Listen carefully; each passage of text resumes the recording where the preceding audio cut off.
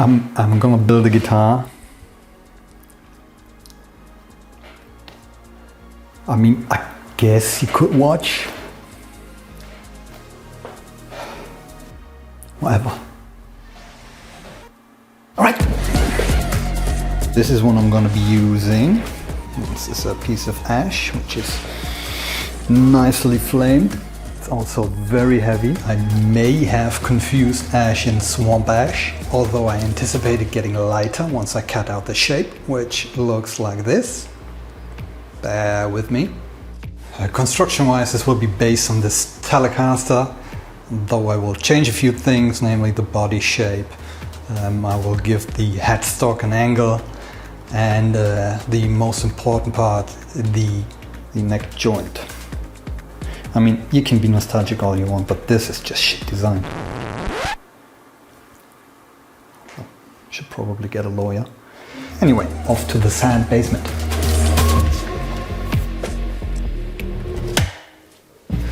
Alright, sad basement.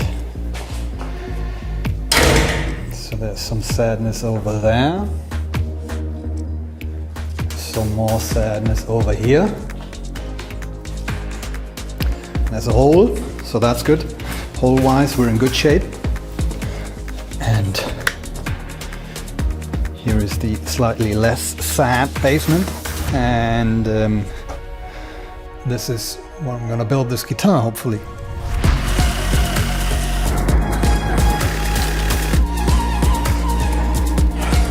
Much lighter now.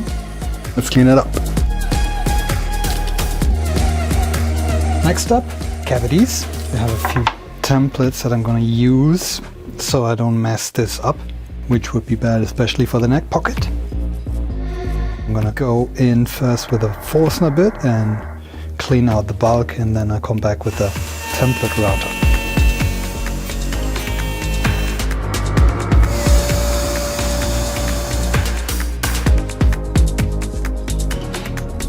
There's some shaping I would like to do.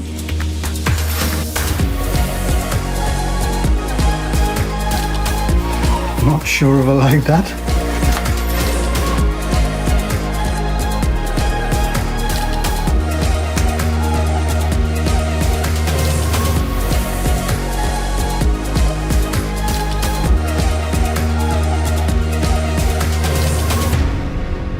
Okay, let's call it interesting. Let's have a look at the control cavity.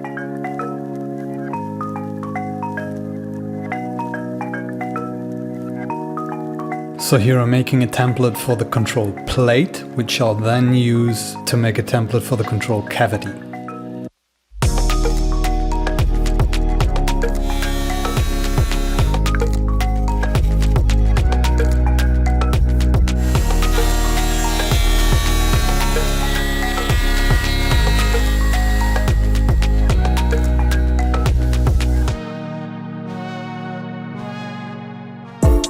You can now watch me botch the recessed output jack hole.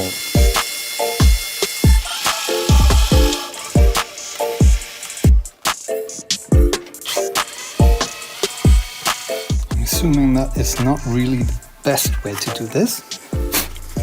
It worked on a test though. Well, the centering part didn't work, that's for sure.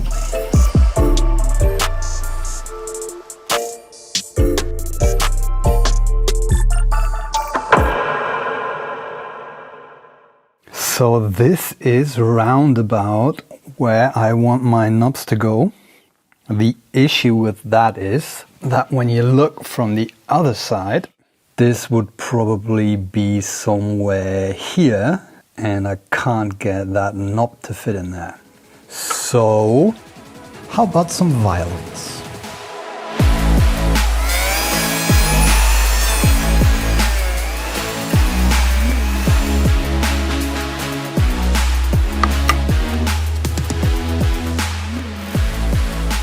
Since the body is slanted, the upper holes there are a bit deeper than the lower ones, so I had to put a recess in the cavity, which I only smoothed out to the bare minimum.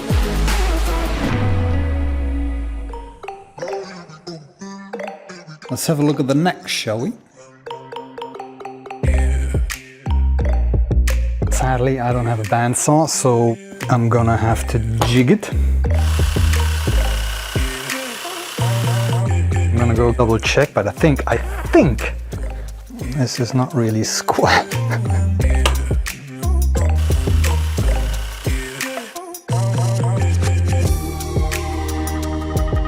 That's better. This is going to be the headstock angle, and these pieces help me guide the saw.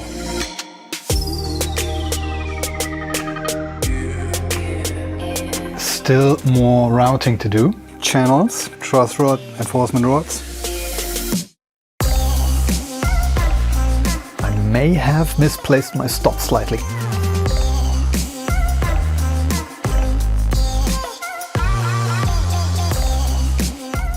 I guess I sort of filled that with epoxy. So, headstock veneer? Yeah, headstock veneer. I will, however, not do the whole headstock, only the upper half. And I'm gonna sort of inlay it. So I've made a template for the positive and the negative.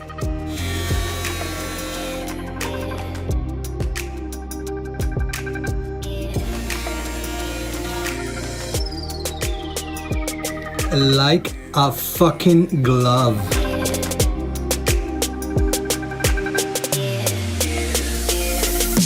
Before I glue on the fretboard, there's one more thing I have to do, and that is engrave the inlay, which is a fairly delicate process.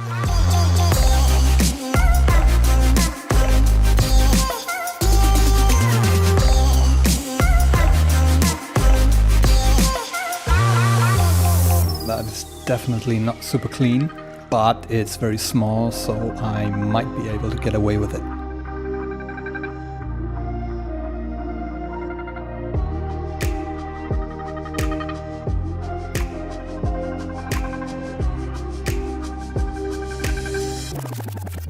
Seems to have worked.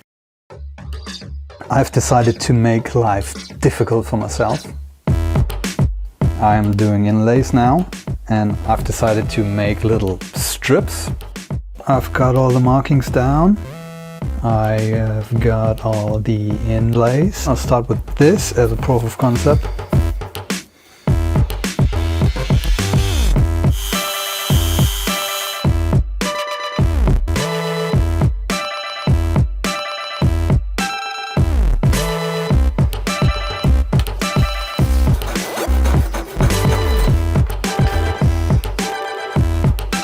I think this approach might work.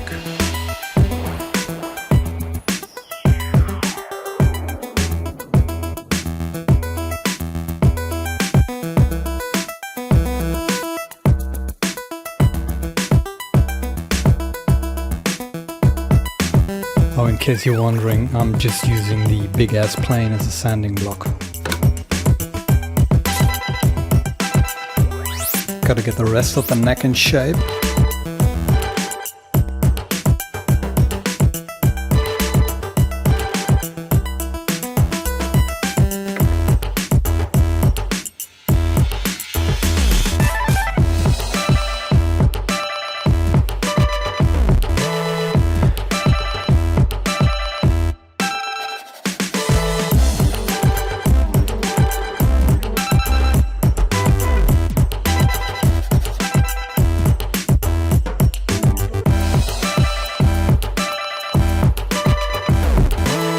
Apologies for the shorts. I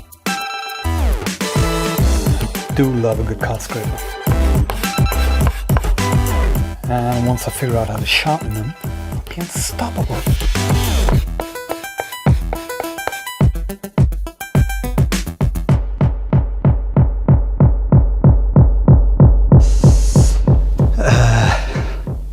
A slight issue, which is I'm a fucking idiot. Yeah, that's all I got. When I installed the fretboard, I used locating pins. This is where one fret's gonna go. The other one I put where the nut is gonna go, and for no reason at all, I placed way too far on the outside of the neck, which means it's now coming out the side. Which means I need to figure out a way to hide that. Completely unrelated to that, I've decided to make an inlay, maybe around here.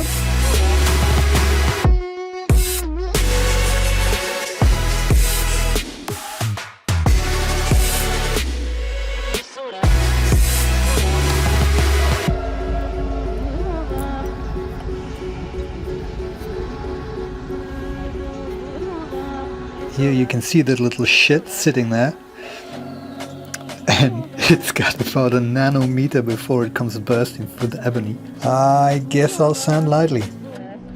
I'm all packed up, got my ebony powder, got some super glue, and I have no idea how to do this, what with gravity being such a bitch all the time.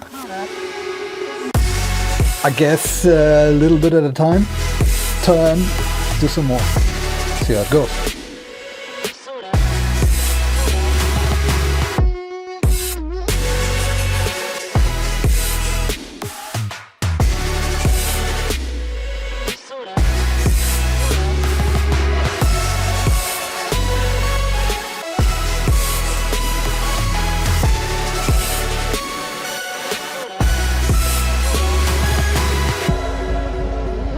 All right, gonna have another look at the body. What's this, you ask? Well, do you remember when I routed the neck pocket? I may have made a slight error. Don't yell at me, I'm trying to fix it. The neck would have been a little off angle wise. I know what I said. I have a few templates so I don't mess this up, which would be bad, especially for the neck pocket. And I'm fixing it. So relax.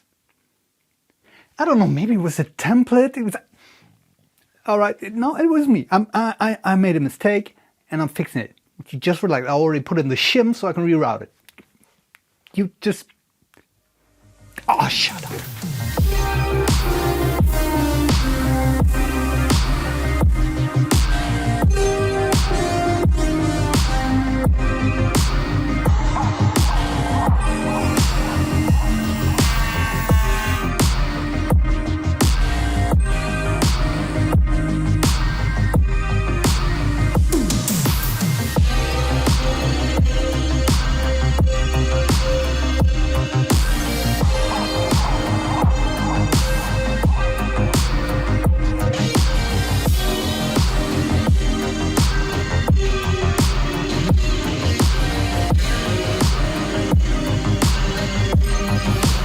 Yep, I'm gonna call that strict. It's a guitar. Check it out. More stuff to do. For example, frets, which will of course provide me with ample opportunity to screw this up comprehensively.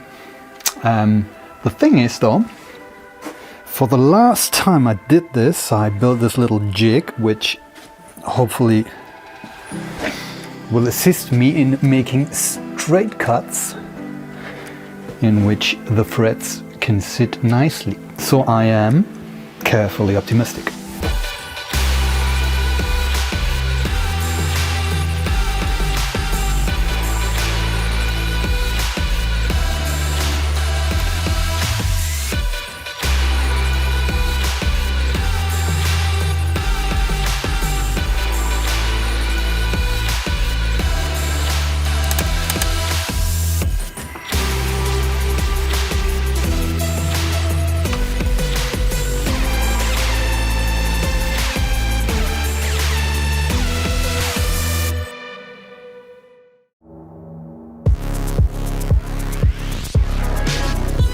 Alright, here's some final touches and screw-ups, of course.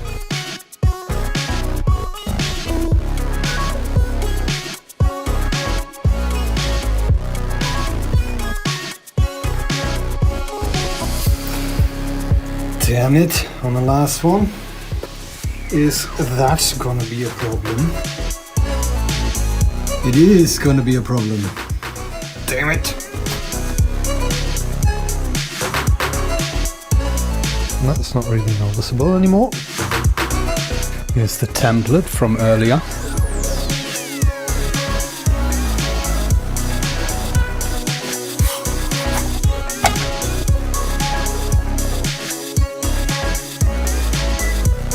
Okay, that is super nasty. Who did that?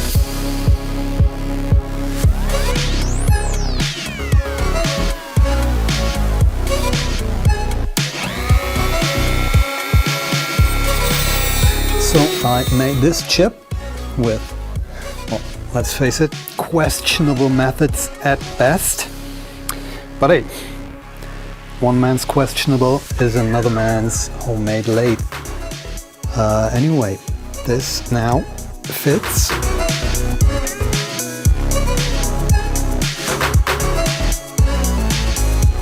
I'll try and use the proper tools this time.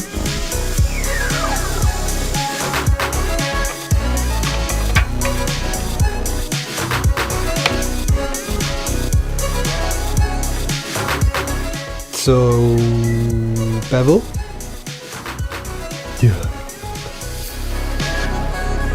Again, apologies for the shorts, but it was like super hot, do you remember?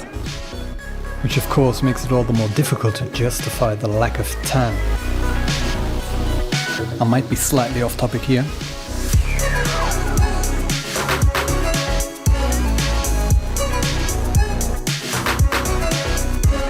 Well, I think that's it. And then it's time for oil.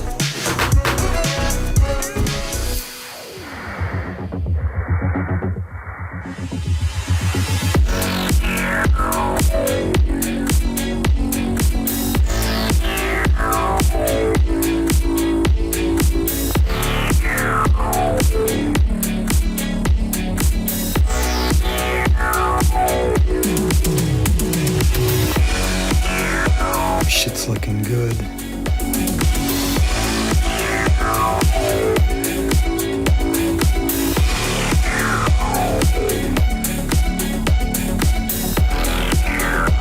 Yeah, that's done, isn't it? That is done.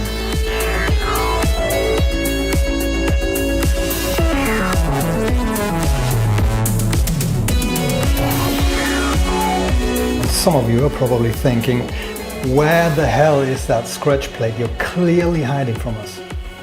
For me, that's sort of the part that makes the whole thing come together, and so I'm a bit excited. So for me, it almost doesn't work without it. And yeah, well, first here's a clip of how I made it. These are just 3 ebony head plates that I glued together and then made into the shape of a scratch plate.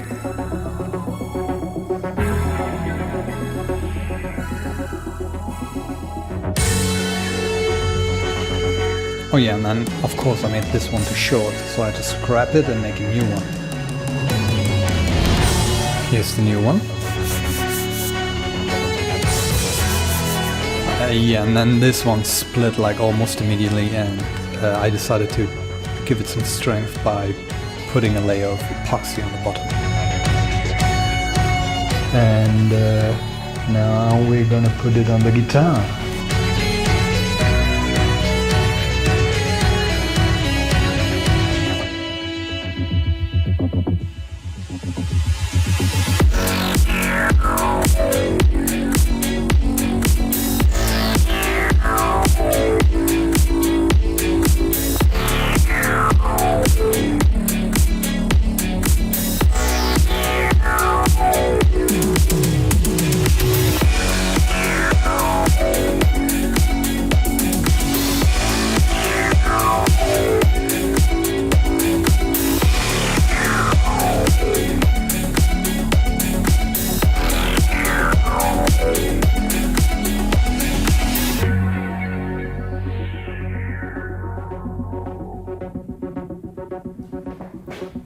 So here we are. It's done. It's settled in a bit. I've set it up. It plays. It makes all the sounds I want it to make, and I really like it. There are, of course, a few things that I should have probably have done differently. There is, for instance, the last of the inlays, which I sort of sanded through. I guess the logo inlay could have been a bit more precise. And of course the locating pin issue, which I don't hate. It's fine. It sort of reminds me of a tramp stamp sometimes. It's not why it's fine. But there is so much that I love about this. First and foremost, it's the wood. It's spectacular, both the body and the neck. I love all the ebony parts. Yeah, it's really nice. It plays nice, and I'm happy. The shape, well, I guess the shape's probably not for everyone, but I really like it. It's something different. And of course, the bevels help disperse radar. So basically, it's a Telecaster with the radar signature of a smaller Telecaster.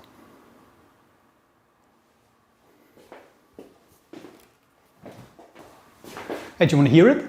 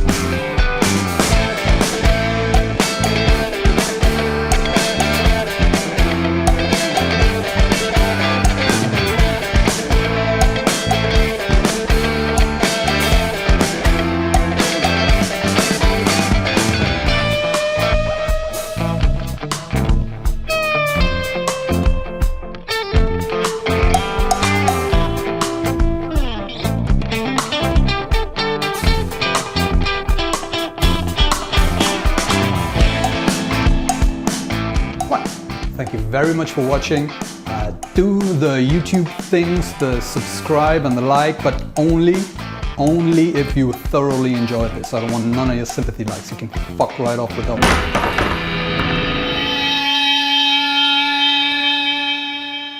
Okay, bye.